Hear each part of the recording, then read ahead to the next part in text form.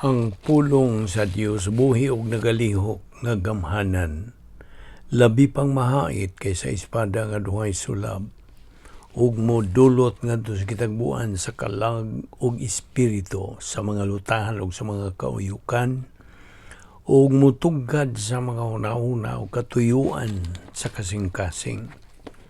Ang tibuok nga kasulatan gipaginhawa sa Dios ug may kapuslanan alang sa pagpanudlo, alang sa pagpamadlong, alang sa pagpanulid, ug alang sa pagmatuto sa pagkamatarong aron ang tao sa Dios mamahingpit, masinangkapan alang sa tanang maayong buluhaton.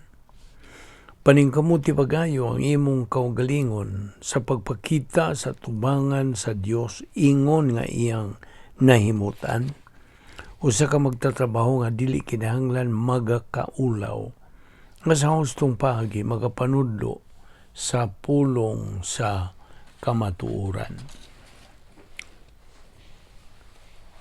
In Mark 9:23-24, Jesus said to the Father, "You said, if you can, all things are possible for the one who believes." Immediately the Father cried out, "I do believe. Help me to believe more." Diya sa Roma Kapitulo 1, versikulo 17, the good news shows how God makes people right with Himself, that it begins and ends with faith. As the Scripture says, but those who are right with God will live by trusting in Him. 2 Corinthians 5:7, we live by what we believe, not by what we can see. Diyan sa Roma 12:3, because God has given me a special gift, I have something to say to everyone among you. Do not think you are better than you are. You must decide what you really are by the amount of faith God has given you. Sa dili pa kita magpapadayon sa pagtuon sa pulong sa Dios niining adlaw, sama sa naandan gikinahanglan ang atong pangandam sa itong kaugalingon. Pinagi sa pagsusi kung apa pa kita mga sala diya sa atong kalag, kay kung dili nato kini isugid nga sa tubangan sa Dios nga Amahan, kini mahimo lamang babag ini nga atong pagabuhatong pagtuon sa pulong sa Dios. So aron makapupo gayo kita sa usa ka mabungahon nga pagtuon sa pulong sa Dios, pinagis paggahom sa Espiritu Santo kanato. Atong gamiton karon ang prinsipyo sa 1 Juan 1:9 nga nagakanayon sa in English, if we confess our sins, God is faithful and just to forgive us our sins and to cleanse us from all unrighteousness. Human mo buhata ka na ikaw mahibalik sa imong pagkigamitay sa Dios ug nga ikaw dumalahon sa gahom sa Espiritu Santo, tudluan kaniya sa kamatuoran. Panalang kanimo dili pa magtotoo, wala ka pa may relasyon ngadto sa Dios, ang imong buhaton dili ang pagsugid sa imong mga sala, kundi ang imong pagbutang sa imong pagtuo, pagsalig ngadto kang Ginoo Kristo nga imong personal nga manluluwas. Kaya ang mga buhat 16:31 na kanayon man, tumuo ka kang Ginoo Hesus ug ikaw maluwas. Busa karon magandam ta pinagi sa hilom nga pagampo.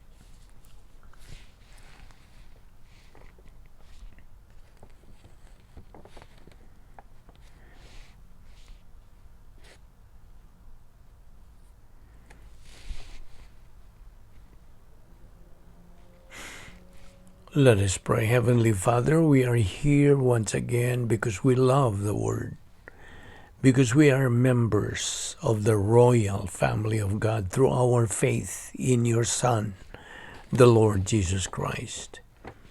Because from eternity past, our life has had meaning and purpose and with definition. because we are commanded to take in your word daily, just as we assimilate physical food daily. We recognize that this is our briefing, this is our means of growth, this is the means of glorifying the Lord Jesus Christ. We are left here in this world for this purpose, and therefore we ask that through the ministry of God, the Holy Spirit, you enlighten us so that this purpose might be fulfilled today. Magampo kami kanimo nga imo kaming hatagan sa necessary concentration and focus niining mga butang nga among pagatunan karon. All this we ask in Christ's name. Amen. Okay, maayong adlaw sa tanan natong mga subscribers, mga kaigalaan, mga suki, o sa atong mga isig ka magtutuo. Okay, padayon kita nining atong gitunan nga giduputan nato how to live for God in these evil days. Okay? Saan ito pagkinabuhi? Alang sa Diyos nining dautan nga panahon. Amdihing imong Biblia, balik ngadto sa Colosas 3:15. Now, dini kita muhunong sa miyaging pagtuon nato nini. Now, let me explain to you. There are a lot of biblical principles nga atong makatunan as we continue sa atong pagtuon sa pulong sa Dios adlaw-adlaw. Di man kini atong gibuhat nga pagtuon sa pulong sa Dios dili sinimana, dili binuan, dili tinuig, dili ganahan kalang dili adlaw-adlaw gayud nga pagtuon sa pulong sa Dios. Now, makatuon ta sa pulong sa Dios, and we do it verse by verse from its original language. In fact, atong kanang gamit ang paagis pagtuon nga ginganlan natong ICE method. ICE ay sagogical through the history, kasaysayan sa pagsuwat niya ng maong kapitulo o bersikulo. Unya, C, categorical, bahin-bahin, kanlain nga parte sa doktrina na doktrina sa kaluwasan, doktrina sa pagmatarong sa magtutuo, doktrina sa faith rest drill, doktrina sa rebound, guban pa. So mo kani categorical. Ang E, mo kani ang exegetical, gikan sa pulong sa exegesis. Magtuon ta sa pulong sa Dios, binasihan ang iyang original nga mga pulong gigamit. Ang Old Testament was originally written in Hebrew. Some are Aramaic. Unya ang New Testament gisuhat kini originally in Greek. So, ug mao lamang kini ang paagi nga gisangkap sa Dios kanato to be able to grow up spiritually. Atong tun-an ang pulong sa Dios and the various rationales ang nagpaluyo niini ang atong ipatuyok na gini pa kanang mo ba na Bisaya, atong ipatuyok na dinhi sa atong kanang alimpatakan sa atong stream of our consciousness. Kay ang pulong sa Dios atong nihibawan na sa doktrina mao man ang huna-huna ni Ginoong Jesucristo. It is the mind of Christ. 1 Corinto 2:16. Kaya kita kung magtutuo, gimanduan kita to give thanks usab. Nagkapasalamat ka ba sa Diyos? Ikinahang bisag unsa ng mga butang. We have to thank God for everything. There's Roma 6, 17-18, versikulo 17. But thanks be to God, though you were slaves of sin, you be, etc., etc. And then verse 18, and having been freed from sin, you became slaves of righteousness. Well, diya si episodio 2:8, popular nga bersikulo, you have been saved by grace through faith. Colosas 1:12, giving thanks to the Father, who has qualified us to share in the inheritance of the saints in light. Now, inumdumi katong panulundon, inheritance. This inheritance dinhi is technically our rewards in eternity. Mga ganti kini. God has provided this to us in antecedent grace. Kaniadto pa. God is the one who gives us the gift of salvation. Siya lamang ang bugtong nagahatag sa atong kaluwasan, nga gasa. God supplies all our needs according to His riches. Now, himatik dira kuning pulong qualified or qualified as dias Colosas 1:12. Now, unsa may pasabot gani, this qualification only happens, ano sa nimo nima angkon kining maong pagkakalifikado nimo at the point of salvation. Yatog yung higayon nga imong gituuhan sa Ginoong Kristo, ingon nga imong manluluwas. This qualification was granted to you and nahitabo niya kanimo. Now, the next qualification, alang ka na itong mga magtutuo, to be able to share in the inheritance of the saints in light is when we reach capacity to receive the rewards in eternity. Kaya mo man yung atong tumong, this is our goal. Ingon nga mga magtutuo, nga makakabot kita, makatungtong kita, yan ang sa kanang takos. Pagkatakos o kalifikado na kita. Reach capacity. Now, naipangutan na. Kung sa may pasabot na to sa marvelous light. Ang tubag, this is part of the believer's qualification. Kaya kitang mga magtutuo, kitawag kita mga santos. Now, tingali mo magkatawa ka lang mo yung santos? Yes. Ibutang ka ng saint ya sa di pa ang imungan. San Pedro, sa may ngani mo, San Andres, you see? And this is part of the believer's qualification because all believers are saints. Okay, anto ta sa Salmo 119, versikulo 105. Unsay gisulti diha? Your word is the lamp unto my feet and a light unto my path.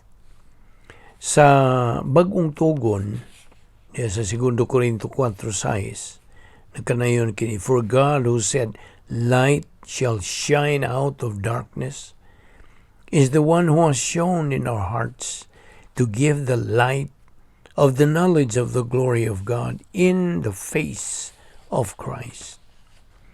Og sa daang pagisaad, yes, Genesis 1:3, then God said, let there be light. Now, balik na butas Colosas 3:15.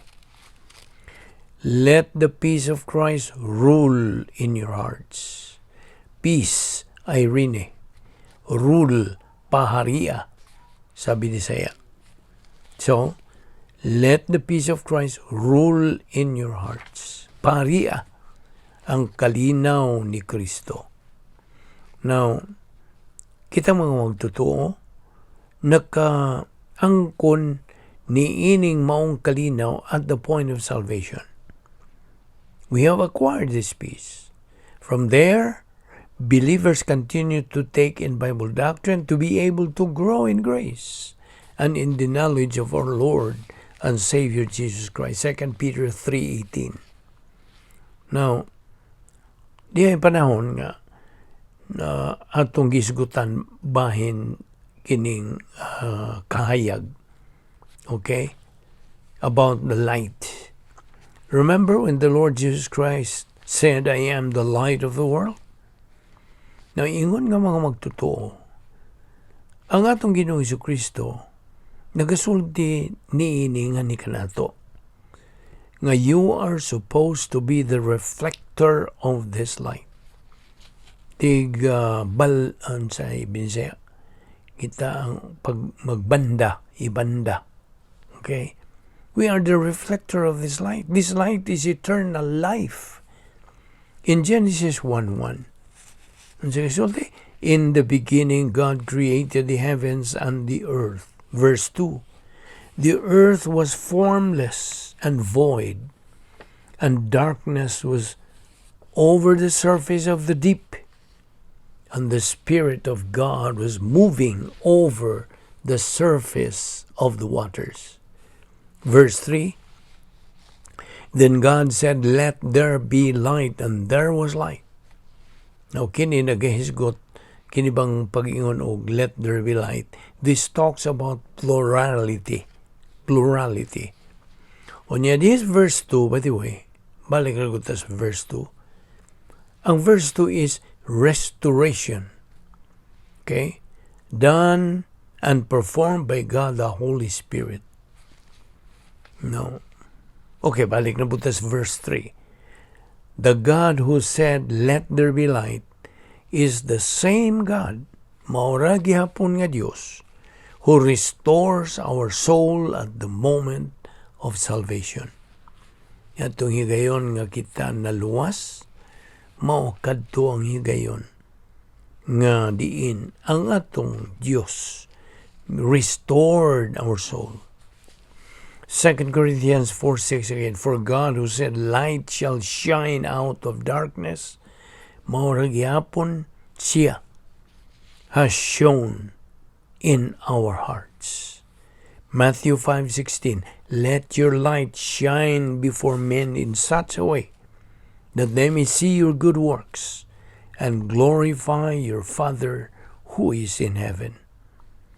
Kaya ang tanan yun, everything is visible at the light.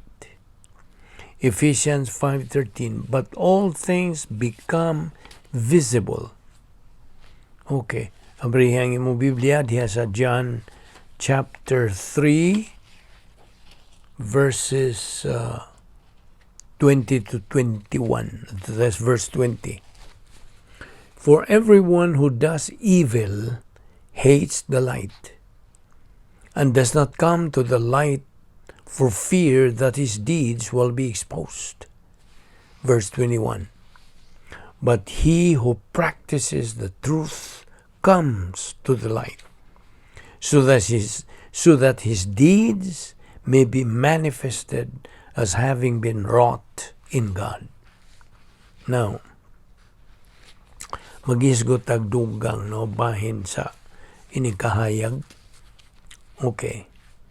Diya sa Salmo 119 versikulo 105 nga atong gikutlo di padugay nagingon kini, your word is a lamp to my feet and a light to my path.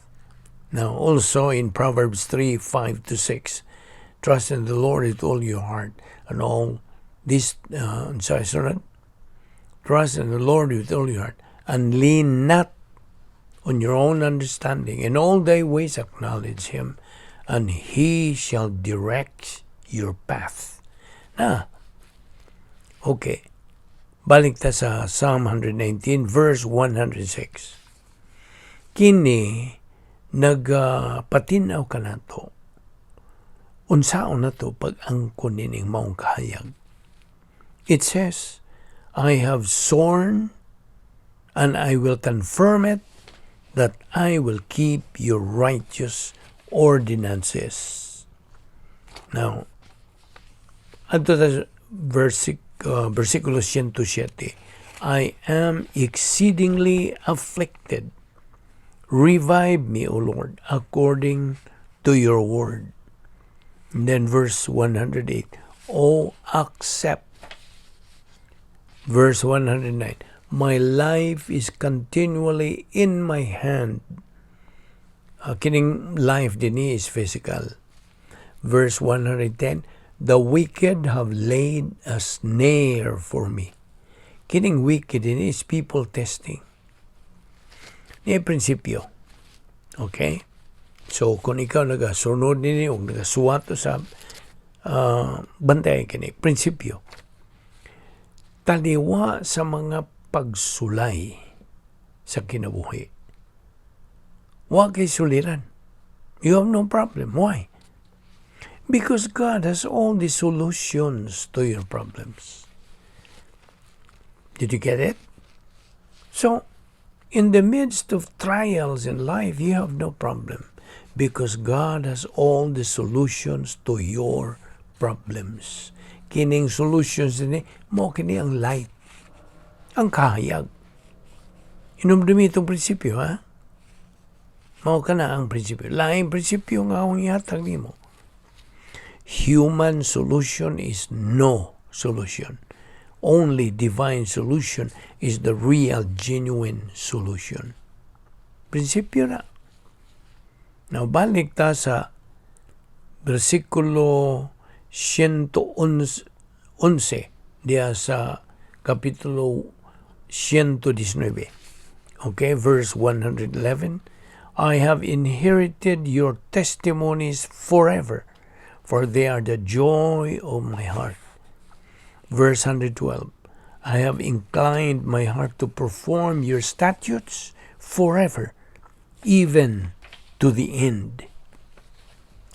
Okay, balik ng butas Colosas 3:15. Let the peace of Christ rule in your hearts, to which indeed you are called in one body, and be thankful. Peace, Irene, rule, paharia, og ayaw sam kalimot sa napulo ka mga kanang paagi sa pagsulbad o mga suliran. God's 10 problem-solving devices. Diya si Piso 1:3, ang pulong sa Diyos na kanayon, Blessed be the God and Father of our Lord Jesus Christ, who has blessed us with every spiritual blessing in the heavenly places in Christ. Kining every spiritual blessing din nagahisgot kini sa portfolio of invisible assets. Kining mao mga spiritual blessing atong hisgutan is part of God's grace provision for every believer. Kaya abi ko nimo, ang Kristohanon nga paagis pagkinabuhi, dili ni kasagarang paagis pagkinabuhi. Ug tungod kay dili man kini kasagarang paagis pagkinabuhi, kini nanginahanglan og di pod kasagarang paagis sa pagtuman. 2 Corinthians 5:7, we live by faith, not by sight. Now, kasagaran sa mga epistola ni Pablo, the Pauline epistles, like the Corinthians, Ephesians, Thessalonians, etc., kini naga-emphasize living by faith, not by sight. Iba ka nga, no? Tungod kay, we know what happened to Paul on his Damascus way. Na nasugat niya nga itong Ginoong Jesucristo. He was struck by God by making him blind. Gibutahan siya. It was sight. That's the focus here, di ba? So, we live by faith, not by sight. 2 Corinthians 5:7. Hebrews 11:1. Faith. Nag-isgot ang po niyo ang pagtuo. Faith is the substance of things hoped for, the conviction of things not seen. Colossians 1:12, give thanks to the Father who has qualified us to share in the inheritance of the saints in light. Ano po na? Pulo nga light. Your word is a lamp to my feet and a light to my path. Psalm 119, verse 105. O there's verse 106. I have sworn and I will confirm it that I will keep your righteous ordinances. Verse 107. I am exceedingly afflicted. Revive me, O Lord, according to your word. Verse 108. O accept the free will offerings of my mouth, O Lord. Verse 109. My life is continually in my hand, yet I do not forget your law. Verse 110. The wicked have I laid a snare for me, yet I have not gone astray from your precepts. Verse 111. I have inherited your testimonies forever, for they are the joy of my heart. Verse 112. I have inclined my heart to perform your statutes forever, even to the end. Now, ugma atong ipadayon kining, let the peace of Christ rule in your hearts. Atong gibalik-balik kinigyod aron paghatag og dakong gibugaton niini. Maong bersikulo. Okay, din nilang una kita kutob pagkakaron og magpadayon kita sa paghisgot bahin niini ugma. Okay, magampo ta. Higala. Should you die right at this very moment, do you know for sure you will live forever for eternity in heaven or in hell? You see, the Bible, the Word of God, tells us that you can know. You can know it for sure. I am asking you, my friend, this question, since this is the most important question you will ever encounter in your entire life. Now let me ask you this. Are you saved? Luwas ka ba? Now it is not a question of whether you are a member of a church or not, but are you saved? It is not even a question of whether you are living a decent, respectable, and honorable life, but are you saved? Ang Biblia, God, nagkanayon, nanginahanglan kita nga maluwas. Ako higala, for you to get saved, first of all, you have got to acknowledge the fact that you are a sinner.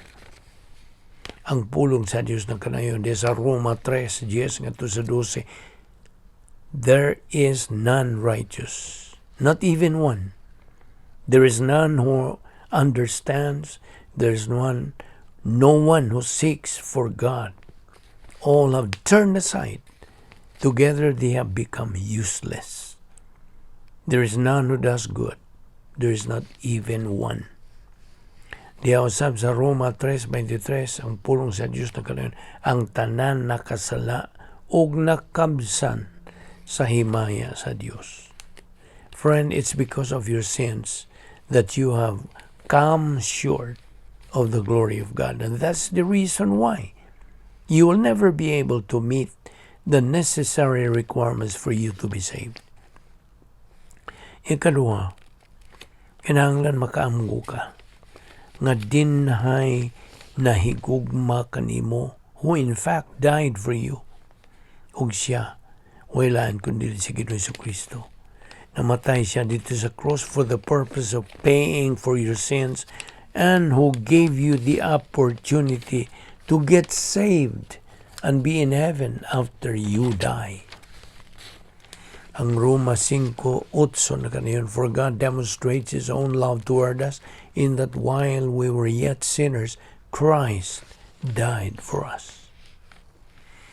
Now by faith, accept the Lord Jesus Christ. Mora, wanay laing pagi na ikaw maluwas.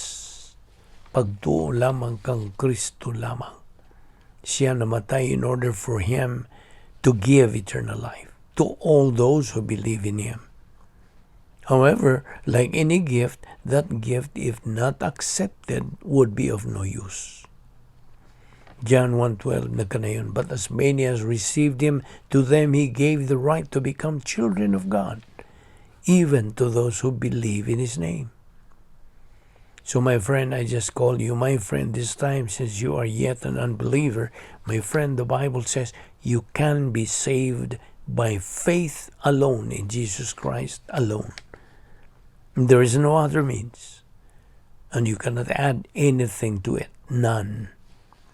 Ephesians 2:8-9 says, we have been saved by grace through faith, that not of yourselves. It's a gift of God, not of works, lest anyone should boast. Paminaw. Ang bugtong pagtuo that can save you is your total trust in the Lord Jesus Christ. Believe on the Lord Jesus Christ, and thou shalt be saved. Acts 16:31. Magampo ta. Balaan na mga Diyos, nagpasalamat kami kanimo nining grasya nga among gitun-an bahin sa kaluwasan. Thank you, Lord, for making this very clear and vivid to our mind through the ministry of God, the Holy Spirit. Dada kami ugma, pagbalik din dapita aron kami makapadayon sa among spiritual momentum. Salamat niya mong Bible study through the YouTube sa Vic Balbido Evangelistic Ministry. Kining tanan namong gipasalamatan sa ngalan ni Ginoong Jesucristo. Amen.